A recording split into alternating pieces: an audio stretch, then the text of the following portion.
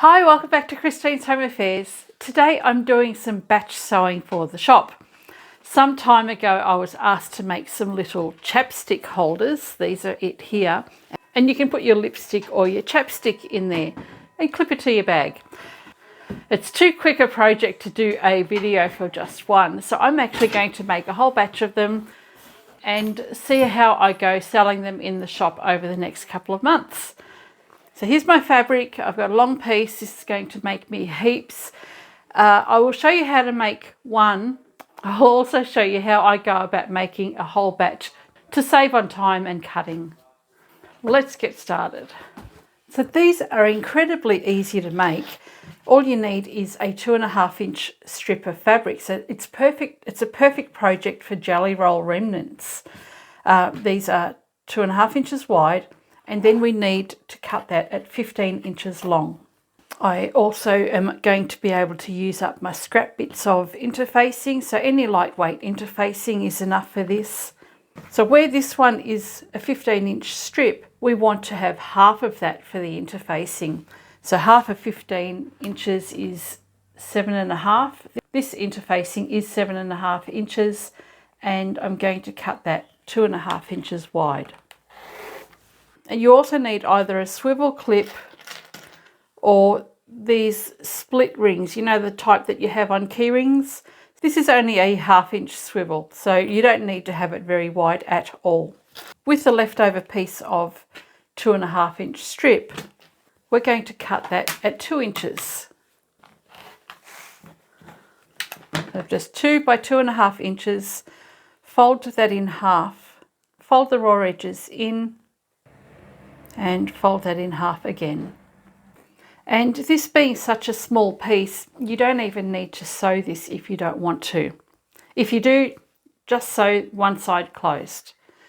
Then take your swivel clip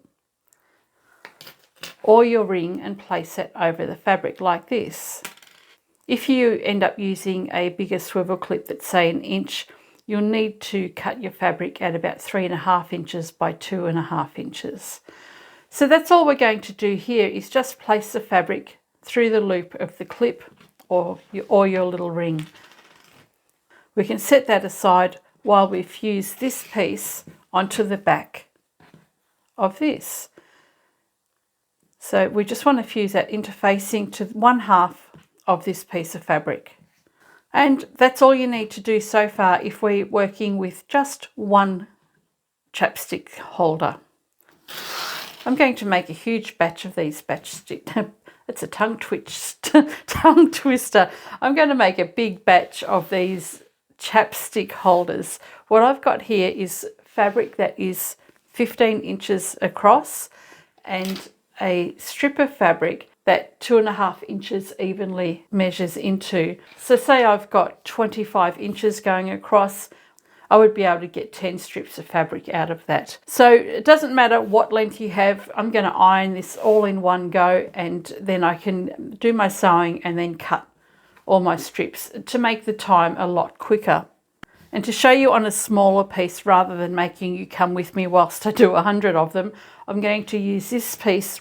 It's 7.5 inches across, which means that I'm going to be able to do 3 chapstick holders with this, and it's 15 inches down.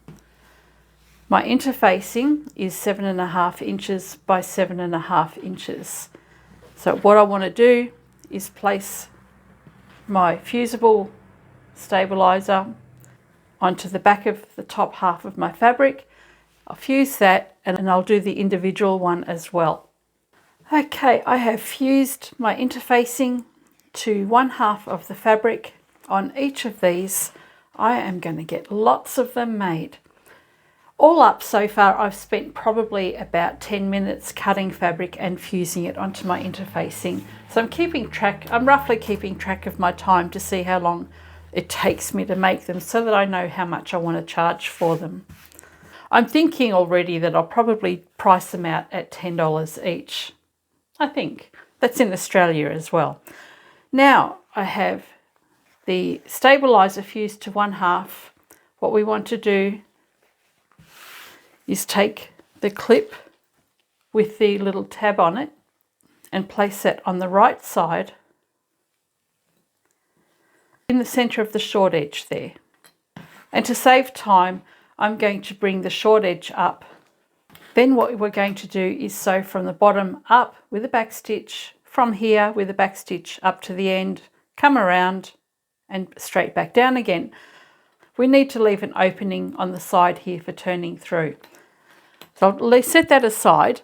I've also taken a 2-inch long strip, folded it in half and folded the edges in together again. And that's in preparation for all of the swivel clips that are going onto here. So with my 7.5-inch wide piece of fabric, and again, it doesn't matter how wide your fabric is, as long as you've got 15 inches coming this way and 7.5-inch interfacing. I'm just using a pen. It doesn't matter what sort of a marker you use because this is going to be our cutting line. 2.5 inches from the outside edge. And we'll mark that line all the way down the length of the fabric. From this line, we're going to mark 2.5 inches again.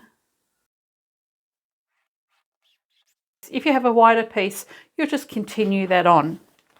You'll see this one here has been done as well. And I've got the selvage of the fabric, so I've just drawn a line just in a little bit and then 2.5-inch increments all the way across until I've finished.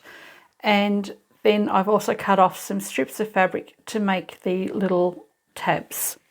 Now I'm going to cut my tabs into 2.5-inch strips, and I'll place the fabric right side up and use the lines on my fabric from the underneath as a guide for placement of my clips. Place that in the centre there.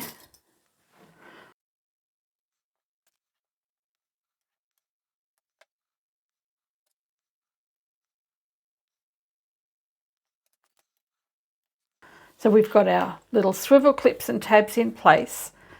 Now we want to take the other end of the fabric up in line with this top edge.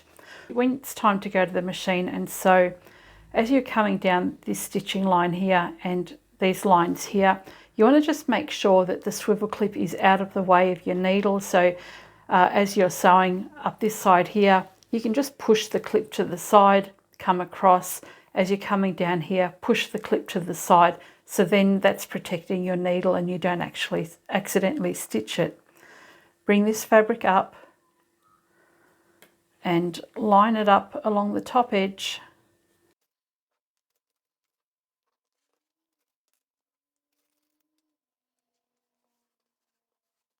And now we're ready to take this to the machine. And so what we want to do is start on this raw edge here, come all the way up to within, and we're doing 1/4 inch seam allowance, come all the way up to within 1/4 inch from the top, turn your work, sew over that tab here, and I'll go forward, back and forward over that, come to here, and then come straight down along the line. So this line here is not my stitching line, it's my guideline for sewing. So you imagine that stitching line as the raw edge of your fabric.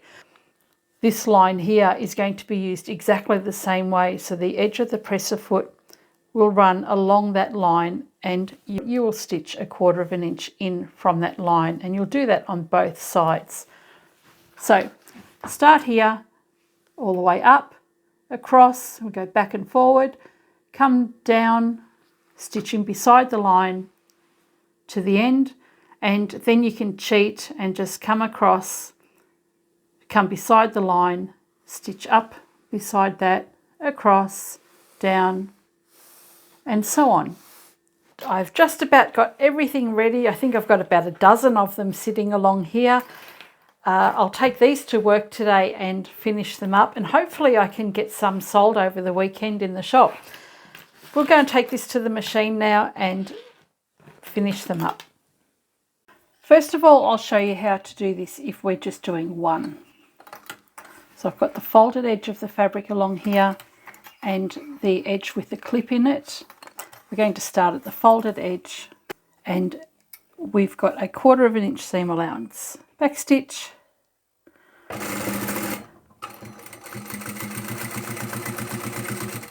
I'll come up about 2.5 inches or so and backstitch. Move on a few inches, backstitch, and feel where your swivel clip is and make sure it's not in the path of your sewing.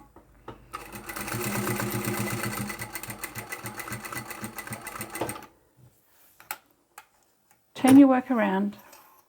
Make sure the clip is out of the way, so I'm going to now push it over to the stitching line I've just done. That way it's not in any path that I've got coming up. Go forward, back, and forward again. Turn your work around. Double check that that clip isn't in the way. And sew all the way to the end.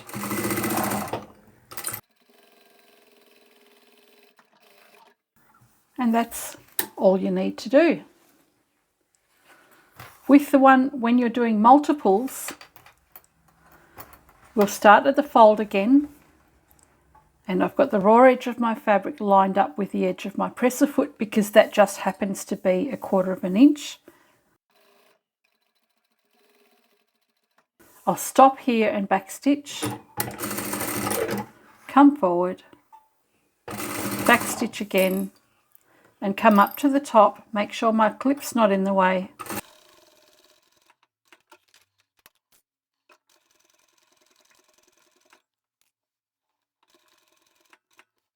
And come to within 1/4 inch of that drawn line. Clip out of the way. And I'm going to use that drawn line as though it were the edge of my fabric.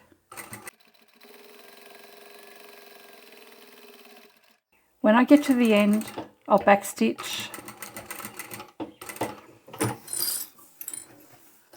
and so that I don't have to start and stop, I'm just going to sew along the bottom.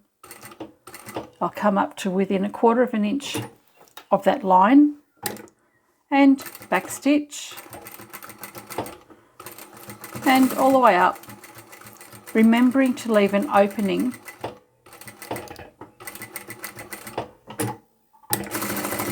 for turning through on every single one of them.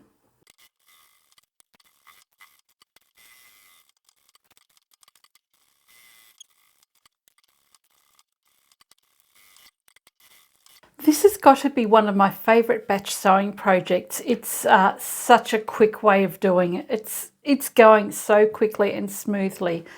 Now, if you happen to forget on your first run to leave an opening, hopefully you've remembered by the time you come around to the other side and you can still leave your opening.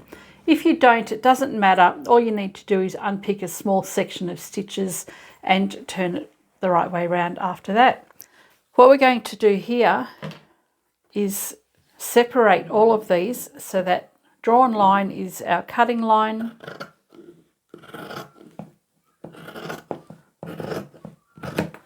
And you can go quicker by just using your rotary cutter and cutting through. From here, we're going to trim our corners.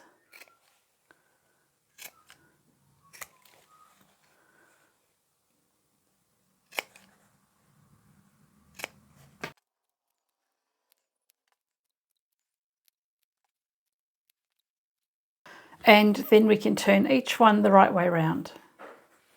Make sure your points are sitting nice and evenly.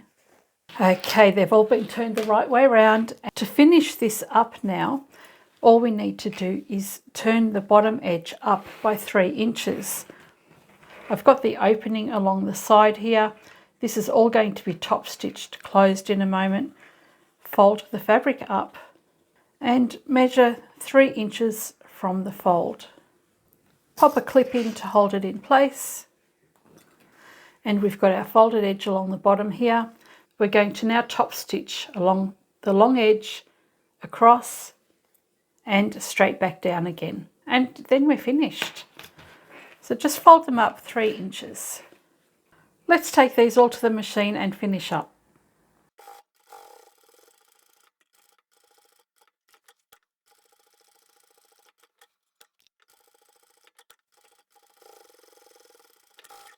So just a very narrow top stitch around the edges, and when we come over to the section with the fold in the fabric, I just like to go forward, back and forward.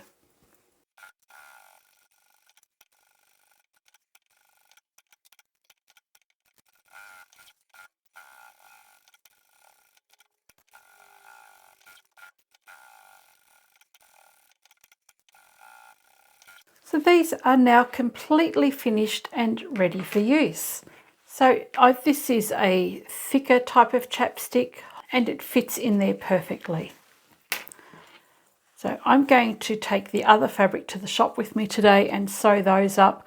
I might take these to the shop with me this morning as well, and I'll see if I can sell any today. So I've been to the shop and finished making up the rest of them. I ended up doing another 12 of them at the shop this afternoon, and all of them are complete. I think I've done about 20 of them so far. I put the clock on for the ones that I did at the shop. Overall, when you factor in the cutting of the fabric, the ironing of the interfacing and all the stitching and then the ironing again, from start to finish, it's taken me about an hour and a quarter to finish 12 of them. That's pretty good going. So my minimum hourly rate is $45 an hour. The only cost I have on my little chapstick holders are these little swivel clips. I buy about 50 to 100 of them in bulk at a time, so they cost me a lot less than $1 each. And the fabric, most of it's vintage fabric or rescued fabric, so again, I haven't paid for it. So with my hourly rate being $45 an hour, for me to do 12 of these, it costs me $56.25 in labour to make them. Then if I divide that by the 12 that I've made, it works out $4.68 or $4.69 for each one of these little pouches that I've made. And that's not counting the little swivel clips yet.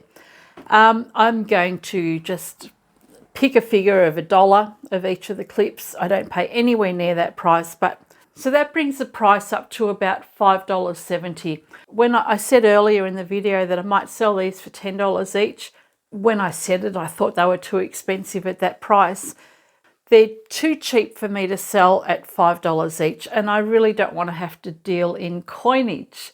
So Chris actually suggested, why not sell them for $10 each or two for $15? That then makes them $7.50 each. One would hope that you're going to sell 2 of these at a time, and $7.50 is more than enough for the work that I've put into these. So, and if I sell them at $10 each, that's just a bonus. I'm hoping I can get some more made very soon. These are fabulous to use remnants of fabric. Jellyroll strips are brilliant for these projects because they're only 2.5 inches. I didn't sell any today though. It was a very quiet day in the shop, and I didn't actually put them on display until much later on in the day. Let's hope tomorrow is a busier day, that I get to sell a few. By the time I get this video uploaded to YouTube, I'm hoping I may have sold a few. If I do happen to sell any, I'll put a figure right on the screen here. Anyway, I hope you've enjoyed this video, and I shall catch you next time. Bye for now.